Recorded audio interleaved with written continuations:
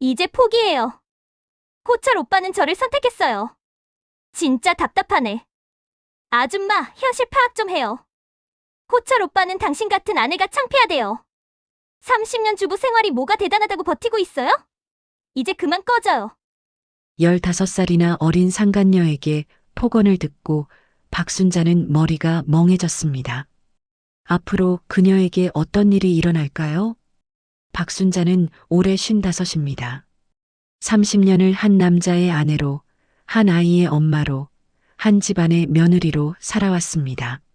아침 6시면 어김없이 일어나 밥을 짓고 국을 끓이고 반찬을 챙겼지요. 남편 장호철이 출근하고 나면 집안 구석구석을 닦고 또 닦았습니다. 시어머니 이정희가 불쑥 들이닥쳐도 흠잡을 데 없는 집안을 유지하는 것, 그게 박순자가 배운 주부의 도리였습니다. 이게 뭐야? 먼지가 있잖아. 이정희는 손가락으로 장롱 위를 훑으며 말했습니다. 죄송합니다. 어머님, 박순자는 고개를 숙였습니다. 30년을 살아도 집안 살림은 여전히 엉망이네. 가난한 집 출신이라 그래. 이정희는 늘 이런 식으로 말했습니다. 박순자는 25에 장호철과 결혼했습니다. 가난한 집안의 장녀였지요. 아버지는 일용직 노동자였고 어머니는 식당에서 설거지를 했습니다. 반면 장호철은 식품 중소기업을 운영하는 집안의 외아들이었습니다. 우리 아들이 왜 그런 집 딸을 데려와? 이정희는 결혼식 날부터 박순자를 못마땅해 했습니다. 신혼 초부터 시작된 시집살이는 혹독했습니다. 아침밥이 왜 이렇게 늦어? 며느리가 일찍 일어나야지. 반찬이 왜 이것밖에 없어? 우리 아들 먹을 게 없잖아. 설거지는 제대로 했어? 다시 해. 박순자는 참았습니다. 시집살이란 원래 이런 거라고 견디면 된다고 생각했습니다. 장호철도 박순자를 지켜주지 않았습니다. 어머니, 말씀 잘 들어. 원래 시집살이란 게 그런 거야. 당신은 내 편이 아니에요? 편이 어디 있어. 다들 이렇게 사는 거지. 장호철은 회사 일로 바빴습니다. 아버지에게 물려받은 장수식품을 운영하고 있었지요. 회사 규모는 크지 않았지만 그는 늘 사장 행세를 했습니다. 나 오늘 회식이야. 늦을 거니까 기다리지 마. 또요? 이번 주만 벌써 3번째예요. 사장이 회식 안 나가면 어떡해? 당신은 집이나 잘 지켜. 장호철은 박순자의 말을 귀담아 듣지 않았습니다. 그래도 박순자는 참았습니다. 결혼이란 원래 이런 거라고, 시간이 지나면 나아질 거라고 믿었습니다. 박순자의 손맛은 동네에서 아주 유명했습니다. 김치를 담그면 이웃들이 맛을 보러 왔고, 명절 음식을 준비하면 친척들이 칭찬을 아끼지 않았지요. 순자 씨 김치는 정말 최고야. 이번 명절 음식도 대단하던데요. 하지만 정작 남편 장호철은 그 맛을 당연하게 여겼습니다. 밥이나 하는 게 뭐가 대단하다고. 집에서 노는데 당연히 잘해야지. 장호철의 입버릇이었습니다. 저도 사람이에요. 인정 좀 해주면 안 돼요? 인정. 밥 잘한다고 인정해달라고? 웃기는 소리 하지 마. 박순자는 입을 다물었습니다. 아들 장현수가 태어났을 때도 달라지는 것은 없었습니다. 아들 낳았으니 이제 며느리 노릇 제대로 해야지. 이정희는 손자를 보고도 박순자에게는 차가웠습니다. 육아는 온전히 박순자의 몫이었습니다. 밤낮으로 아이를 돌보고 집안일을 하고 시어머니 눈치를 봤습니다. 여보, 좀 도와줘요. 아이 때문에 잠도 못 자고. 나 회사 일로 피곤해. 당신이 알아서 해. 장호철은 육아에 관심이 없었습니다. 그렇게 30년이 흘렀습니다. 아들 장현수는 28이 되었습니다. 온화한 성격의 현수는 어머니를 닮았습니다. 가부장적인 아버지를 멀리했고 묵묵히 어머니의 편에 섰지요. 엄마, 아빠랑은 대화가 안 돼요. 그래도 내 아버지인데. 엄마는 왜 그렇게 참고 사세요? 아빠가 엄마한테 얼마나 심하게 구는데. 괜찮아. 엄마는 익숙해. 박순자는 웃으며 말했지만 속으로는 쓰라렸습니다. 그런데 몇 달 전부터였을까요? 장호철의 태도가 이상하게 변하기 시작했습니다. 이 국은 왜 이렇게 싱거워? 30년을 밥을 했는데 아직도 간을 못 맞춰? 죄송해요. 다시 끓일게요. 됐어. 먹기 싫어. 장호철은 숟가락을 던졌습니다. 집안이 왜 이 모양이야? 하루 종일 집에 있으면서 뭘 한 거야? 집안이 어디가 더러운데요? 됐어. 말해봤자 소용없어. 트집이었습니다. 그것도 날이 갈수록 심해지는 트집이었지요. 현수 녀석도 왜 지 애비한테 그렇게 차갑냐? 네가 제대로 교육을 했어야지. 현수는 당신이 무섭다고 했어요. 당신이 좀 부드럽게. 내가 뭘 어떻게 했는데? 다 네 탓이야. 장호철은 소리를 지르고 문을 쾅 닫고 나갔습니다. 박순자는 멍하니 서 있었습니다. 무엇이 잘못된 걸까요? 자신이 뭘 어떻게 잘못했길래 더 정성껏 음식을 준비했습니다. 집안 구석구석을 더 깨끗이 닦았습니다. 하지만 장호철의 불만은 멈추지 않았습니다. 나 답답해서 못 살겠어. 무슨 말이에요? 당분간 밖에서 지낼 거야. 밖에서요? 왜요? 당신 얼굴 보기 싫으니까. 그 말을 남기고 장호철은 짐을 꾸렸습니다. 당신! 지금 뭐 하는 거예요? 박순자가 장호철의 팔을 붙잡았습니다. 나 장호철이 박순자의 손을 뿌리쳤습니다. 30년을 함께 살았는데 이게 무슨 짓이에요? 30년. 그래. 30년 동안 당신은 뭘 했어? 밥이나 하고 빨래나 하고? 그게 나야? 당신이 먹을 밥을 제가 했어요. 당신이 입을 옷을 제가 빨았어요. 박순자의 목소리가 떨렸습니다. 그게 대단한 일이라고 생각해? 그냥 당연한 거잖아. 장호철은 차갑게 말했습니다. 나 이제 못 살겠어. 떨어져 있자. 그리고 집을 나갔습니다. 쿵! 문이 닫히는 소리가 크게 울렸습니다. 박순자는 주저앉았습니다. 30년을 함께 산 남편이 이렇게 간단히 집을 나가다니. 며칠 후 더 큰 충격이 찾아왔습니다. 통장을 확인하니 생활비가 들어오지 않았습니다. 다음 달도 그 다음 달도 마찬가지였습니다. 박순자는 장호철에게 전화를 걸었습니다. 여보, 생활비가 안 들어왔는데 아, 그거? 당분간 못 줘. 무슨 소리예요? 살림은 어떻게 하라고요? 알아서 해. 나도 바빠. 뚝! 전화가 끊어졌습니다. 다시 전화를 걸었지만 받지 않았습니다. 문자를 보냈지만 답이 없었습니다. 이게 뭐야? 박순자는 멍하니 통장을 바라봤습니다. 쌓여있던 생활비로 몇 달은 버틸 수 있었습니다. 하지만 이대로는 안 된다는 것을 알았습니다. 일을 해야겠어. 55의 나이에 처음으로 일자리를 구하기로 했습니다. 구인 광고를 보며 전화를 걸었습니다. 나이가 어떻게 되세요? 55입니다. 아, 죄송합니다. 저희는 좀 더 젊은 분을. 전화가 끊어졌습니다. 다른 곳에도 전화했습니다. 경력이 있으세요? 아니요. 30년간 주부였습니다. 죄송합니다. 경력자를 찾고 있어서. 또 거절당했습니다. 10번을 전화해서 10번 다 거절당했습니다. 30년 주부 경력은 아무것도 아닌 건가? 박순자는 쓰라린 마음으로 중얼거렸습니다. 그러던 어느 날 집 근처 국밥집에서 구인 광고를 봤습니다.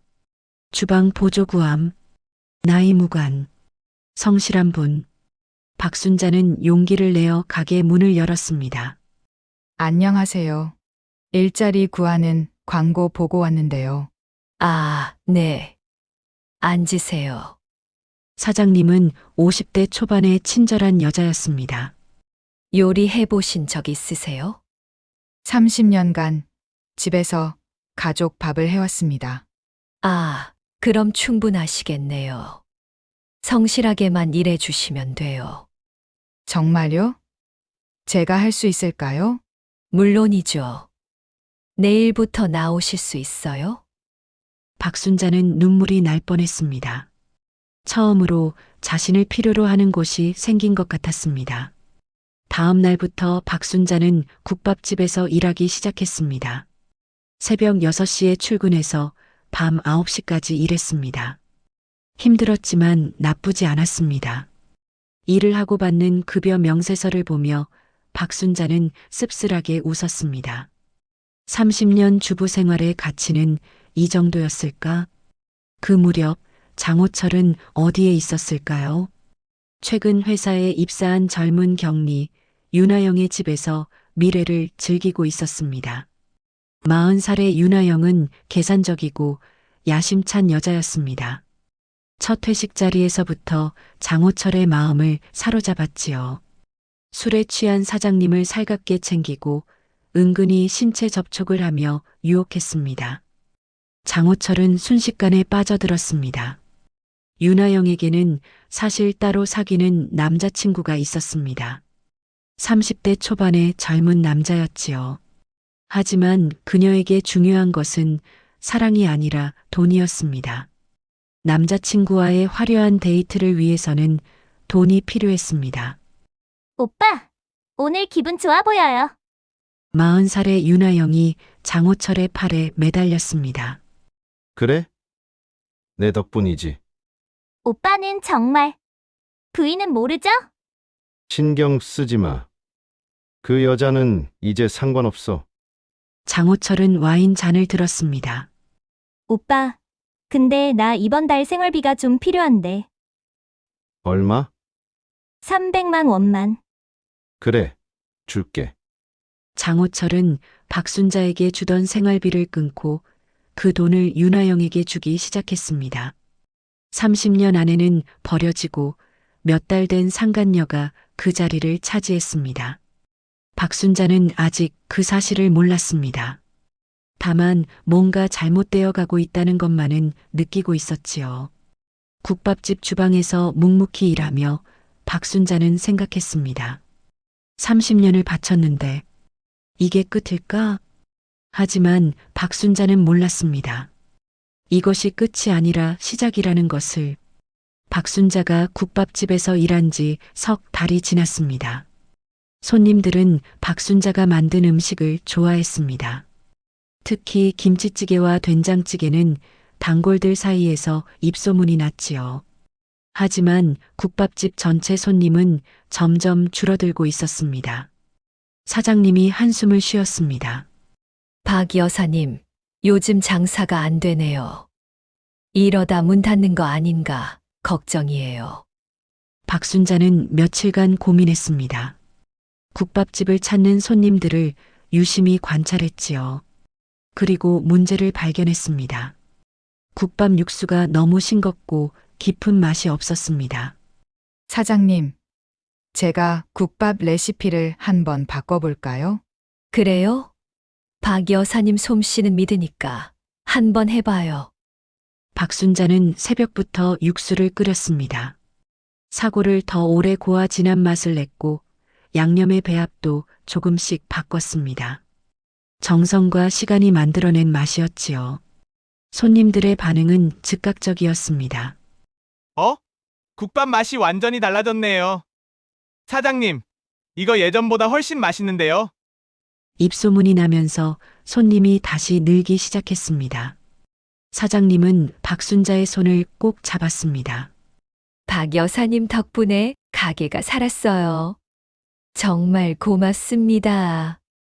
박순자는 처음으로 자신의 가치를 인정받는 기분이었습니다. 30년간 집에서 만든 음식은 당연한 것이었지만 이곳에서는 달랐습니다. 그런데 그 무렵 장호철의 회사에서는 이상한 일이 벌어지고 있었습니다. 윤하영이 격리로 일한 지 반년이 지났습니다. 장호철의 신임을 받은 그녀는 슬슬 회사 돈에 손을 대기 시작했지요. 처음에는 작은 금액이었습니다. 법인 카드로 사적인 물건을 사고 출장비를 부풀려 청구했습니다.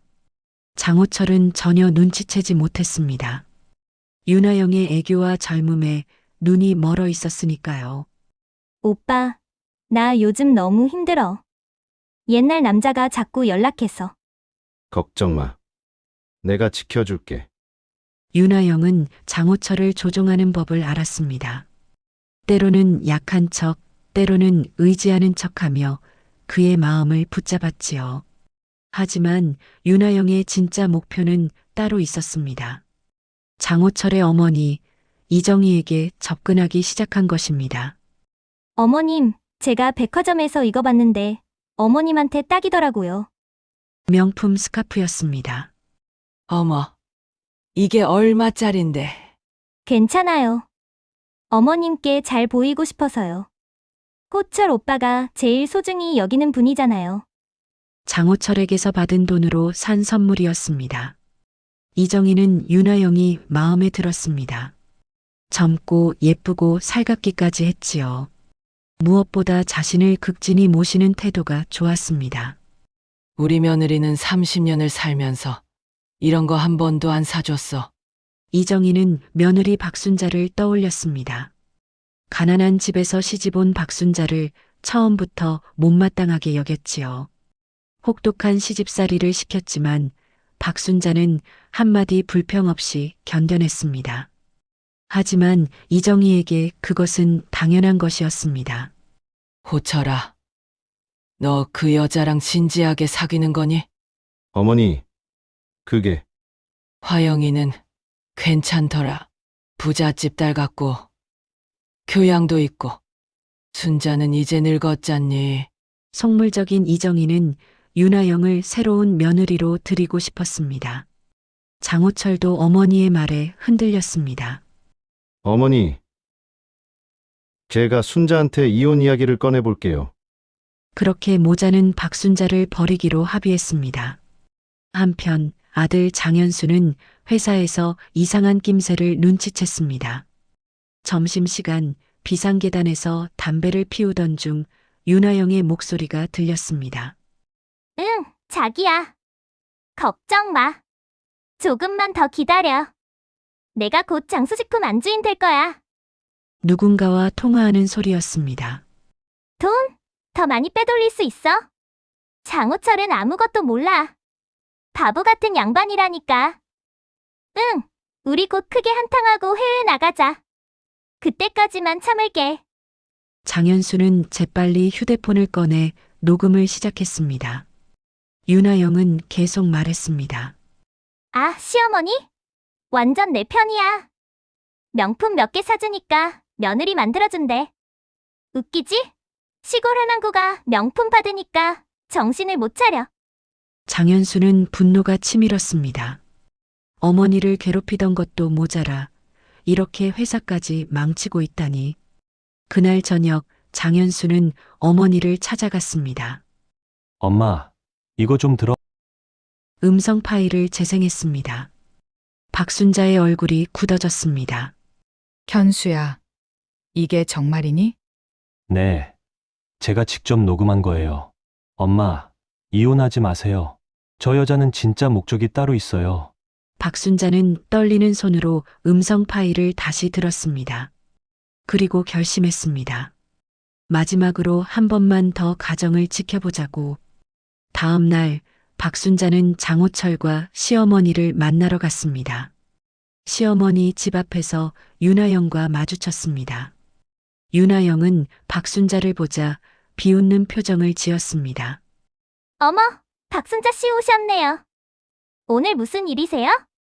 윤하영 씨, 당신과 내 남편 이야기를 하러 왔어요. 아, 그거요? 이제 포기하셔야죠. 호철 오빠는 저를 선택했어요. 윤아영의 목소리가 차가워졌습니다. 아, 정말 답답하네. 아줌마, 현실 파악 좀 해요. 호철 오빠는 당신 같은 아내가 창피하대요. 30년 주부 생활이 뭐가 대단하다고 버티고 있어요? 이제 그만 꺼져요. 박순자는 참았습니다. 감정을 드러내지 않았지요. 집 안으로 들어가자 장호철과 이정희가 앉아 있었습니다. 왜 왔어? 우리 할 말 없는데. 장호철이 차갑게 말했습니다. 박순자는 휴대폰을 꺼냈습니다. 이거 한번 들어보세요. 두 분이 꼭 들어야 할 내용이에요. 음성 파일이 재생되었습니다. 윤아영의 목소리가 선명하게 흘러나왔습니다. 바보 같은 양반이라니까. 할망구가 명품 받으니까 정신을 못 차려. 방안이 조용해졌습니다. 하지만 장호철은 고개를 저었습니다. 이게 뭐야? 현수가 조작한 거 아니야? 그래. 현수가 화영이를 못마땅하게 여기잖아. 그래서 이런 짓을 한 거지. 이정희도 믿지 않았습니다. 박순자는 믿을 수 없다는 표정으로 두 사람을 바라봤습니다. 자신의 아들까지 거짓말쟁이로 만들다니. 그럼 됐어요. 이혼해요. 박순자의 목소리는 차분했지만 단호했습니다. 뭐, 당신들이 원하던 거잖아요. 이혼합시다. 그날 박순자는 30년 결혼 생활에 마침표를 찍었습니다. 그리고 다짐했습니다. 이제는 박순자 자신을 위해 살겠다고. 이혼 서류에 도장을 찍은 날 박순자는 눈물을 흘리지 않았습니다. 30년을 함께 산 남편이었지만 이미 남이 되어버린 사람이었습니다. 집을 나오며 박순자는 뒤를 돌아보지 않았습니다. 돌아볼 것도 없었지요. 그 집에 남은 것은 추억이 아니라 상처뿐이었으니까요. 작은 원룸을 얻었습니다. 짐이라고 해봐야 옷가지 몇 벌과 사진 몇 장이 전부였습니다. 아들 장현수의 어린 시절 사진을 보며 박순자는 생각했습니다. 이제 뭘 하며 살아야 할까? 55의 나이에 학력도 경력도 없는 여자가 할 수 있는 일은 많지 않았습니다. 하지만 국밥집이 있었습니다. 박 여사님, 힘내세요. 우리 가게에서 계속 일하시면 돼요. 사장님의 위로가 고마웠습니다. 박순자는 더 열심히 일했습니다. 새벽 5시면 일어나 육수를 끓이고 밤늦게까지 주방을 정리했지요. 일에 몰두하면 생각이 멈췄습니다. 그리고 가게를 관찰했습니다. 손님들이 무엇을 좋아하는지, 어떤 메뉴가 잘 팔리는지, 왜 어떤 시간대는 손님이 없는지 하나하나 적어가며 분석했습니다. 사장님, 제 생각엔 메뉴를 좀 더 다양하게 하면 어떨까요? 그래요? 어떤 메뉴요? 국밥만이 아니라 간단한 정식이나 찌개 정식도 만들면 점심 손님이 더 늘 것 같아요. 박순자의 제안은 적중했습니다. 새로 선보인 메뉴들이 인기를 끌었습니다. 손님이 늘고 매출이 올랐습니다. 사장님은 박순자를 주방장으로 승진시켰지요. 박 여사님, 아니, 이제 박 주방장님. 솔직히 말씀드리면 저 가게 하나 더 내고 싶어요. 정말요? 네, 프랜차이즈로 키워보려고요. 박 주방장님, 저랑 동업하시겠어요? 박순자는 잠시 망설였습니다. 55의 나이에 사업을 한다는 것이 두려웠습니다. 하지만 동시에 가슴이 뛰었지요. 처음으로 무언가를 해보고 싶다는 욕망이 생겼습니다. 해볼게요. 열심히 하겠습니다. 그렇게 고향 F&B가 탄생했습니다. 첫 프랜차이즈 매장을 냈을 때는 떨렸습니다. 두 번째 매장을 냈을 때는 설렜지요. 세 번째, 네 번째. 박순자의 국밥은 서울 곳곳에서 사랑받았습니다. 박순자는 바빴습니다. 새벽에는 본점 주방에서 일하고 낮에는 각 매장을 돌며 관리했습니다. 저녁에는 새로운 메뉴를 연구했지요. 잠은 하루에 4-5시간밖에 자지 못했지만 충만했습니다. 1년 반이 지났습니다. 고향 F&B는 25개 매장으로 성장했습니다. 박순자는 이제 회장이 되어 있었지요. 거울 속 자신을 보며 박순자는 웃었습니다. 나도 할 수 있구나. 언론에서도 박순자를 주목하기 시작했습니다. 55세에 창업해서 2년 만에 30억 매출 달성. 중년 여성의 희망, 고향 F&B 박순자 회장. 신문 기사가 나가고 방송 인터뷰 요청도 들어왔습니다. 장호철은 윤하영과 재혼했습니다. 이정희는 손뼉을 치며 좋아했지요. 젊고 예쁜 새 며느리는 자신을 극진히 모셨으니까요. 우리 화영이가 얼마나 착한지 몰라? 이번 주에도 또 선물 사왔더라고. 어머니, 당연한 거죠. 어머니가 절 며느리로 받아주셨는데요. 윤하영은 이정희 앞에서 완벽한 며느리 연기를 했습니다. 하지만 뒤에서는 달랐습니다. 할망구가 선물만 주면 눈이 돌아. 진짜 웃겨. 진짜 남자친구에게 전화하며 비웃었지요. 윤하영은 장수식품의 부사장이 되었습니다. 하지만 그녀는 경영을 몰랐습니다. 아니, 알려고 하지도 않았지요. 관심은 오직 돈을 빼내는 것뿐이었습니다. 이 견적이 왜 이렇게 비싸요? 절반 가격으로 해오세요. 부사장님, 그쪽은 품질이 문제가 있어서. 시끄러워요. 싸면 되는 거예요. 어차피 고객들이 뭘 알아요? 무언가 절감이라는 명목으로 품질을 떨어뜨렸습니다. 이번 달 마케팅 예산 전부 삭감이요. 부사장님, 지금 광고를 끊으면 매출이. 필요 없다니까요. 40년 전통의 회사인데 광고 없어도 알아서 팔리겠죠. 직원들의 의견을 무시했습니다. 그리고 회사 돈을 빼돌리는 액수는 나날이 커졌습니다.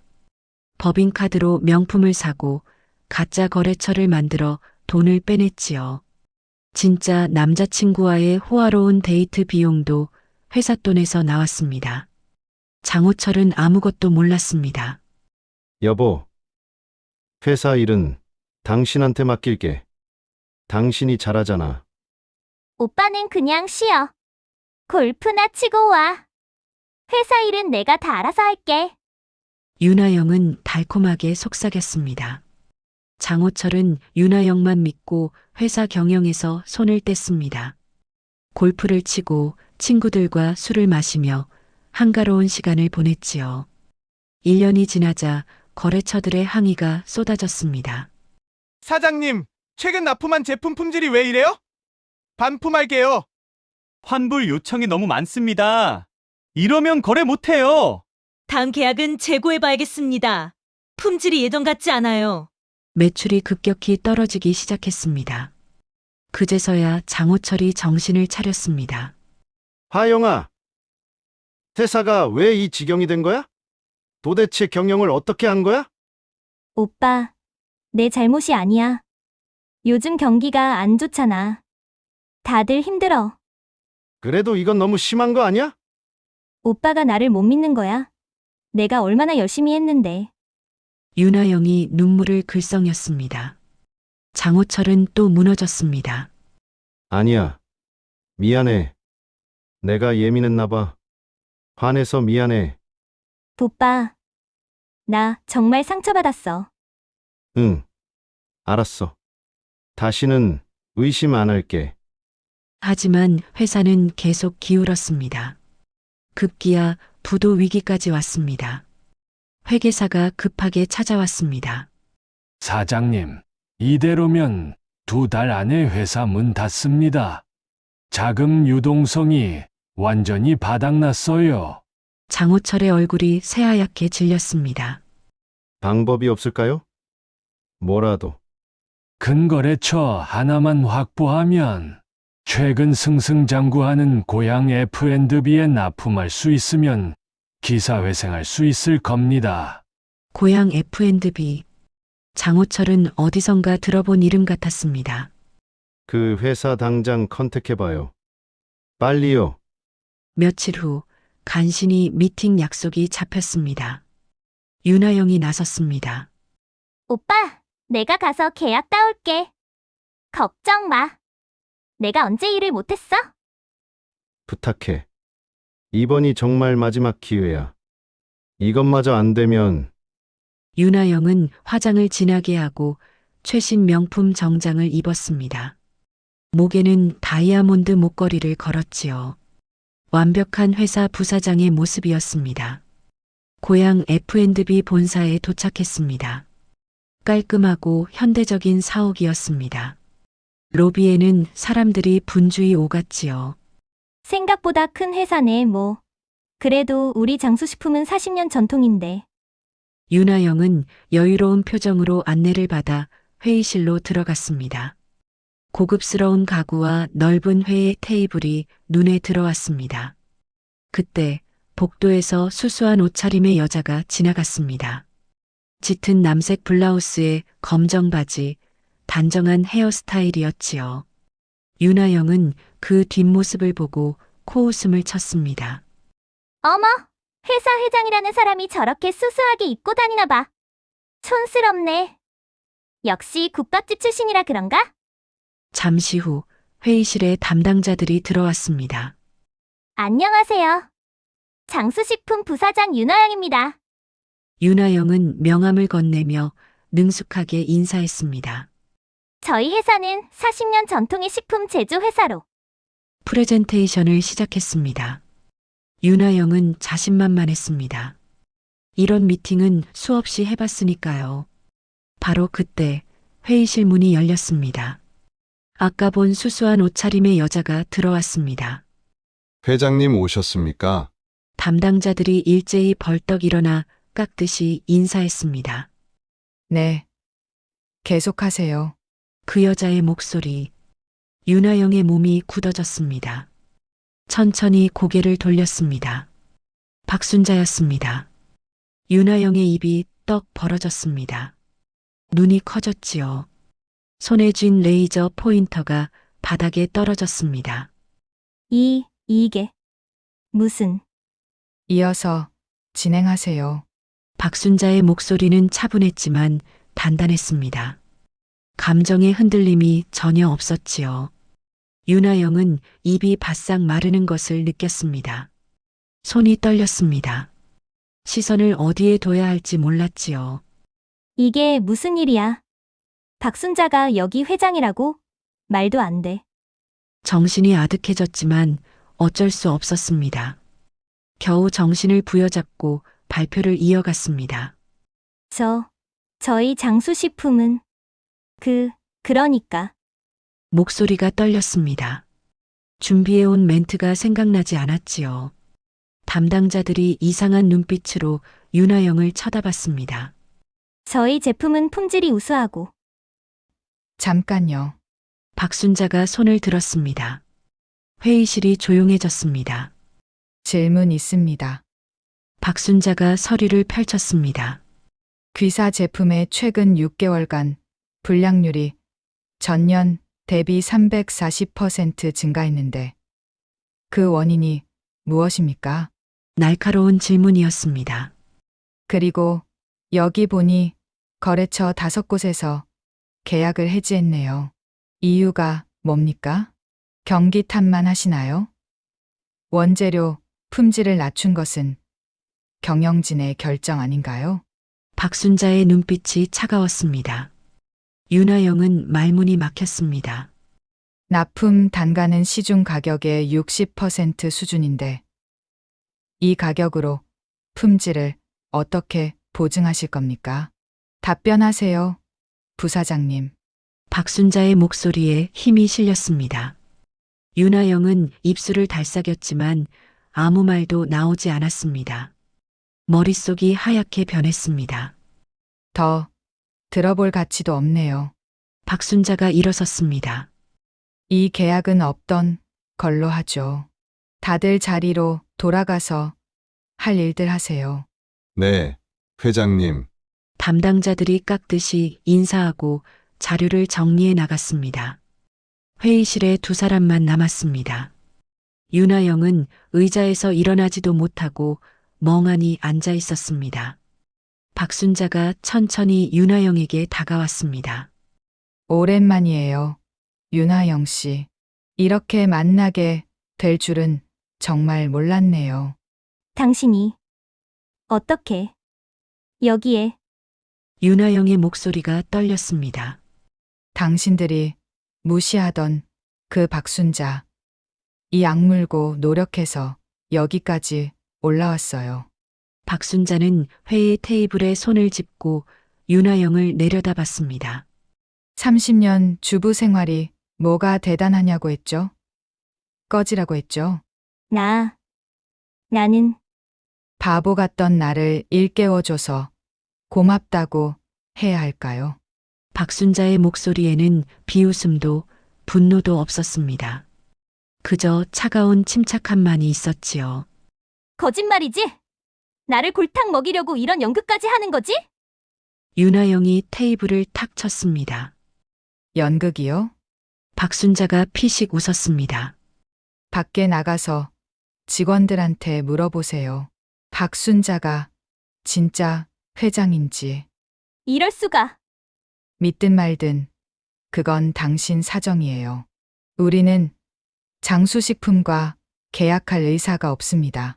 박순자가 자리에서 일어나 문 쪽으로 걸어갔습니다. 잠깐! 윤하영이 벌떡 일어나 박순자의 팔을 붙잡았습니다. 손 떼요. 사장님. 아니, 회장님. 제발요. 한 번만, 딱 한 번만 기회를 주세요. 왜요? 내가 당신에게 기회를 줄 필요가 있나요? 제가 잘못했어요. 정말 잘못했어요. 제발. 윤하영의 목소리가 떨렸습니다. 이번 계약 안 되면 장수식품 망해요. 제발 살려주세요. 눈물까지 글썽였습니다. 박순자는 윤하영의 손을 뿌리쳤습니다. 내 가정을 망칠 땐 이런 날이 올 거라 생각조차 못했죠. 30년 쌓아온 것을 부술 땐 그건 이제 와서 살려달라고요? 웃기는 소리 하지 마세요. 박순자는 문을 열었습니다. 회장님! 회장님! 윤하영이 박순자를 따라 복도로 뛰쳐나갔습니다. 복도에 있던 직원들이 모두 쳐다봤습니다.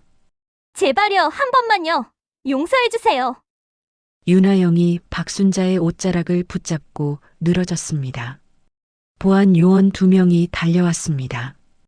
회장님, 괜찮으십니까? 입은 좀 떼어주세요. 네, 회장님. 보안 요원들이 윤하영을 붙잡았습니다. 아니야, 놔줘요. 회장님! 윤하영이 버둥거렸습니다. 박순자는 뒤돌아보지 않고 걸어갔습니다. 더 소란 부리면 경찰에 신고하겠습니다. 조용히 나가주세요. 보안 요원의 단호한 목소리가 들렸습니다. 윤하영은 로비까지 끌려나갔습니다. 밖에 나오자 다리에 힘이 풀렸습니다. 빌딩 입구 계단에 주저앉았지요. 끝났다. 완전히 끝났어. 손이 떨렸습니다. 휴대폰을 꺼내 장호철에게 전화했습니다. 여보? 어떻게 됐어? 오빠. 안 됐어. 계약 안 됐어. 뭐? 왜? 대체 무슨 일이? 그게. 윤하영은 말을 잇지 못했습니다. 박순자가 회장이라는 것을, 자신이 얼마나 처참하게 무릎 꿇었는지를 어떻게 말할 수 있겠습니까? 그날 저녁 이 소식을 들은 장호철과 이정희가 고향 F&B를 찾아왔습니다. 박순자를 당장 만나게 해줘. 회장님께서는 오늘 일정이 모두 마감되셨습니다. 제발 좀. 우린 아는 사이라고. 장호철이 소리쳤습니다. 결국 두 사람은 박순자의 회장실로 들어갈 수 있었습니다. 문이 열리고 넓은 회장실이 펼쳐졌습니다. 큰 책상, 고급 소파, 벽면을 가득 채운 상패들, 그리고 그 한가운데 박순자가 서 있었습니다. 박순자를 보자마자 장호철이 무릎을 꿇었습니다. 여보. 순자야. 여보라고 부르지 마세요. 저 더 이상 당신 아내 아니에요. 박순자의 목소리는 차가웠습니다. 내가 잘못했어. 다 내 잘못이야. 한 번만, 딱 한 번만 기회를 줘. 장호철의 눈에 눈물이 고였습니다. 이정희도 무릎을 꿇었습니다. 아가야, 이 애미가 잘못했다. 제발, 우리 호철이 좀 살려다오. 응? 어머님, 회사가 망하면 우리 다 거지 돼. 제발 계약 좀 해줘. 응? 이정희가 손을 비비며 애원했습니다. 박순자는 차가운 눈으로 두 사람을 내려다봤습니다. 한때는 이 사람들이 무서웠습니다. 남편의 한마디, 시어머니의 눈치에 전전긍긍했었지요. 하지만 지금은 달랐습니다. 주부 박순자는 벌레 보듯 무시하던 분들이 회장 박순자는 무서우신가 봐요. 순자야. 아니, 이제 남이니까 박순자 씨라고 부르세요. 박순자는 책상에 앉았습니다. 당신들은 가정을 지키려는 한 여자의 삶을 파괴했어요. 30년을 바친 시간을 우습게 여겼죠. 잘못했어. 정말 잘못했어.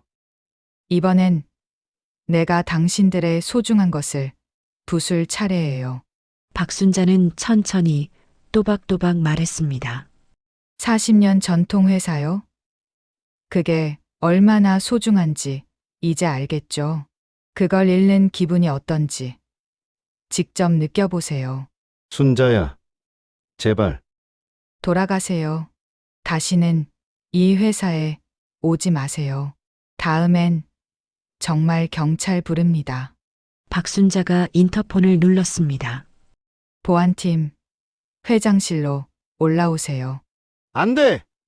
순자야! 장호철이 소리쳤지만 이미 보안 요원들이 들어왔습니다. 모시고 나가요. 네, 회장님. 장호철과 이정희는 끌려나갔습니다. 회장실에 다시 고요함이 찾아왔습니다. 박순자는 창밖을 바라봤습니다. 서울 야경이 아름답게 펼쳐져 있었습니다. 가슴 한편이 먹먹했습니다. 하지만 후회는 없었습니다. 박순자의 거절 이후 장수식품은 빠르게 무너졌습니다. 거래처들이 하나둘 떠나갔습니다. 직원들도 회사를 떠났지요. 결국 2달 만에 부도가 났습니다. 장호철은 멍하니 텅 빈 사무실에 앉아 있었습니다. 아버지에게 물려받은 회사였습니다. 40년 역사가 하루아침에 사라졌지요. 이게 다 누구 때문이야? 장호철은 윤하영을 찾았습니다. 하지만 윤하영의 집은 비어 있었습니다. 문을 두드려도 아무 반응이 없었습니다. 이웃에게 물어보니 며칠 전부터 보이지 않는다고 했지요. 도망갔구나. 장호철은 급하게 회사로 돌아가 회계장부를 확인했습니다. 이게 뭐야? 이게 대체. 장부는 엉망이었습니다. 곳곳에 이상한 거래 내역이 보였습니다. 존재하지 않는 거래처, 부풀려진 지출, 허위 영수증, 윤하영이 빼돌린 돈의 규모가 드러났습니다. 3억, 아니 5억. 계산할수록 금액은 늘어났습니다. 최종 집계 결과는 8억 원에 달했습니다. 미친 이 미친 여자가? 장호철은 책상을 주먹으로 내리쳤습니다. 휴대폰을 꺼내 윤하영에게 전화를 걸었습니다. 고객님의 전화를 받을 수 없습니다. 문자를 보냈습니다. 답이 없었지요. SNS 메시지를 보냈습니다. 읽음 표시조차 뜨지 않았습니다. 화영아! 당장 전화 받아! 이 도둑년아! 장호철은 소리를 질렀지만 허공에 메아리칠 뿐이었습니다. 그제서야 아들 장현수가 보여준 녹음 파일이 떠올랐습니다. 바보 같은 양반이라니까. 곧 크게 한탕하고 해외 나가자. 현수가 맞았어. 처음부터 다 계획된 것이었어. 나는 완전히 속았던 거야. 장호철은 무릎에 힘이 풀렸습니다. 바닥에 주저앉아 머리를 감싸쥐었지요. 30년을 함께 산 아내를 버렸습니다. 아들의 경고를 무시했습니다. 그리고 젊은 여자의 감언이설에 넘어가 모든 것을 잃었습니다. 며칠 후 뉴스가 나왔습니다. 인천공항에서 출국하려던 30대 여성과 그녀의 남자친구가 횡령 혐의로 긴급 체포됐습니다. 윤하영이었습니다. 스페인행 비행기를 타기 직전 공항 출국장에서 붙잡혔지요. 함께 잡힌 남자는 32살의 그녀의 진짜 남자친구였습니다. 아니에요. 저 아무것도 안 했어요. 놔주세요. 윤하영이 공항에서 끌려가는 장면이 뉴스에 나왔습니다. 명품 가방을 든 화려한 차림이었지요. 피해자는 회사 돈 8억여 원을 횡령한 혐의를 받고 있으며 해외 도피를 시도한 것으로 보입니다. 뉴스를 본 장호철은 경찰서로 달려갔습니다. 유리 너머로 윤하영이 보였습니다.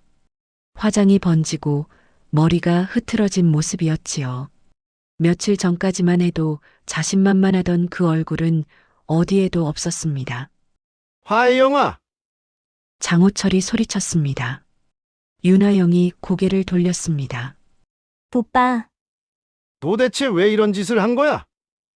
8억을 어떻게 빼돌린 거야? 오빠, 내 말 좀 들어봐. 나는 닥쳐. 처음부터 다 계획이었지?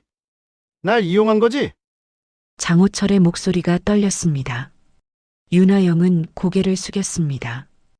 미안해. 미안하다고? 그걸로 끝이야? 나도 어쩔 수 없었어. 민우가 돈이 필요하다고. 윤하영이 함께 잡힌 남자친구를 쳐다봤습니다. 민우라는 그 남자는 고개도 들지 못하고 있었습니다. 그래. 결국 다른 남자 때문이었구나. 나는 그냥 ATM이었던 거지. 장호철은 비웃었습니다. 나 때문에 회사 망하고 직원들 다 거리로 나앉았어. 40년 전통이 너 때문에 사라졌다고. 잘못했어. 정말 잘못했어. 윤하영의 눈에서 눈물이 떨어졌습니다. 하지만 그것은 후회의 눈물이 아니었습니다. 들킨 것에 대한 두려움의 눈물이었지요. 경찰에 진술 다 했어. 너 이제 끝이야. 장호철은 뒤돌아 나왔습니다. 한 달 후 재판이 열렸습니다. 법정은 방청객들로 가득했습니다. 언론에서도 관심을 보였지요.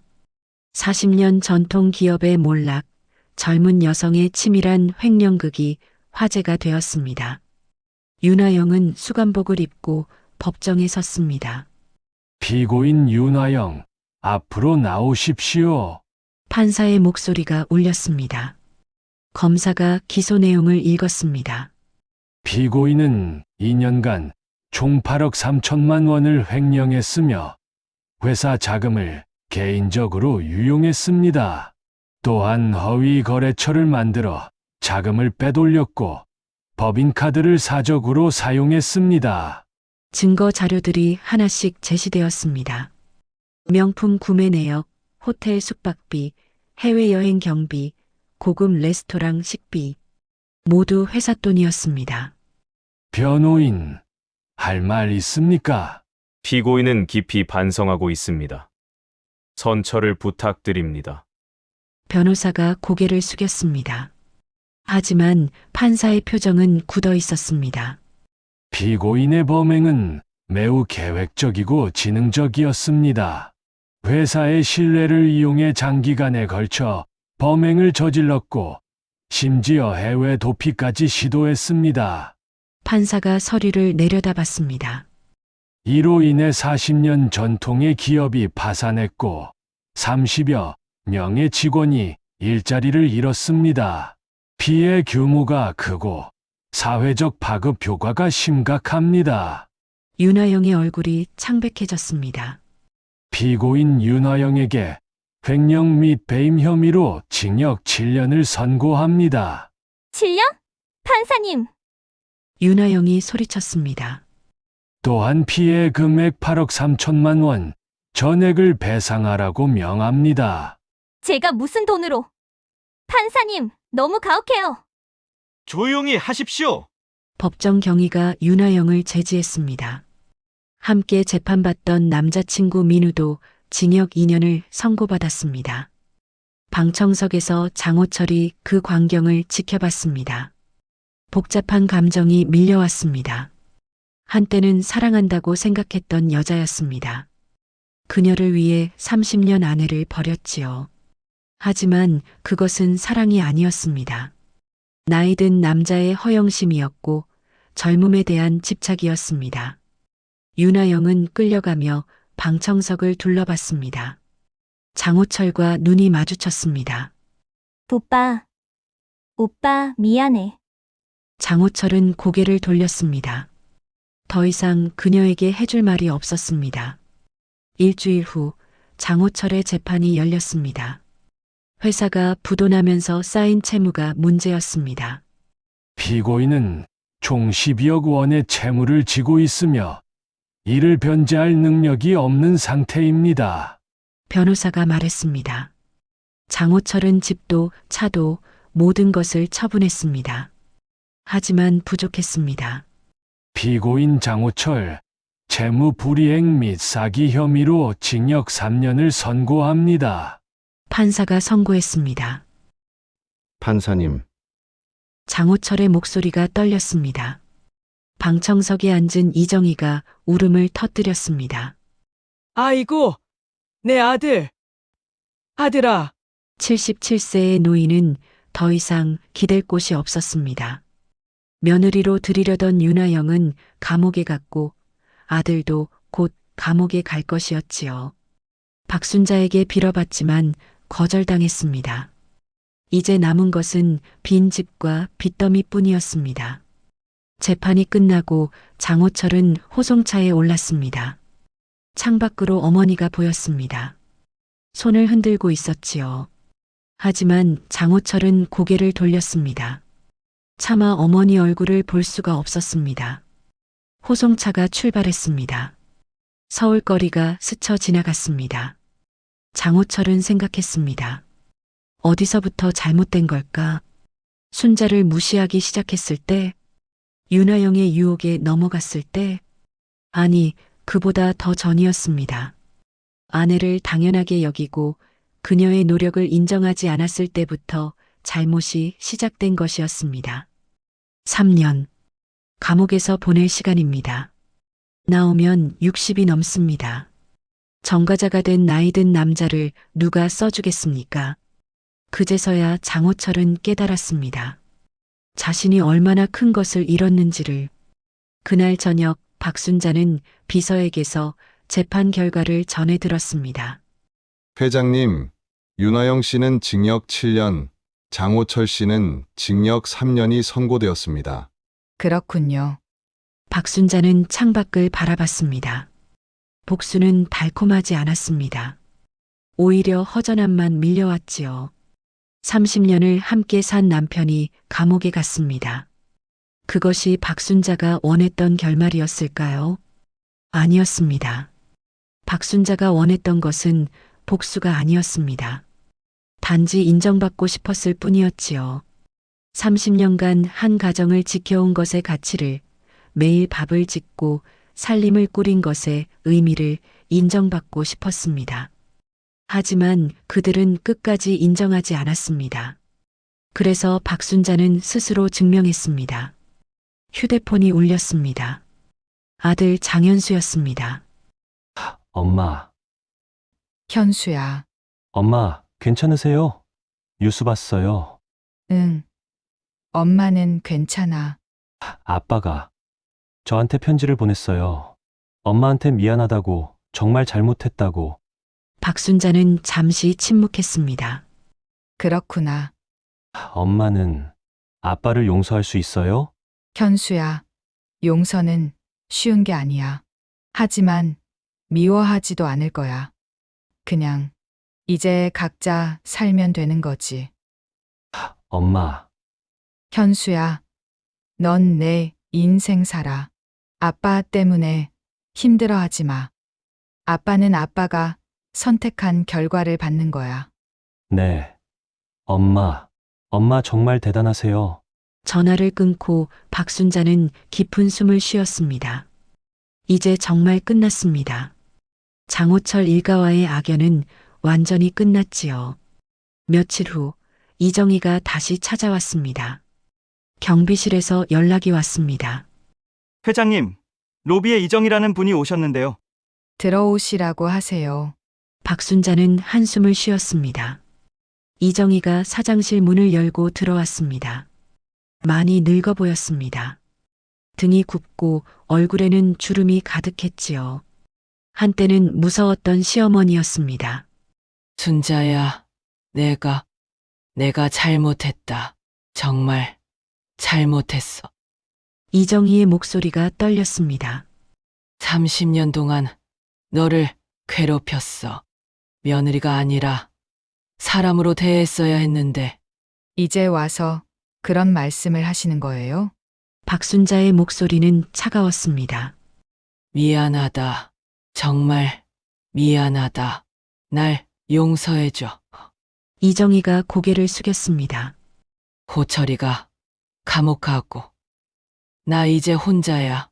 집도 곧 빼앗길 거고. 그건 어머님과 아드님이 선택한 길이에요. 순자야, 제발. 어머님, 박순자가 일어섰습니다. 용서는 못해요. 하지만 미워하지도 않을게요. 박순자는 천천히 말했습니다. 어머님도 앞으로 남은 시간 잘 사세요. 그게 어머님한테 제가 해줄 수 있는 전부예요. 이정희는 눈물을 닦았습니다. 고맙다. 순자야, 내가 너무 늦게 깨달았구나. 가보세요. 조심히 가세요. 이정희가 사무실을 나갔습니다. 박순자는 다시 혼자가 되었습니다. 창밖을 보니 봄이 와 있었습니다. 나무마다 새싹이 돋아나고 있었지요. 지난 3년이 주마등처럼 스쳐 지나갔습니다.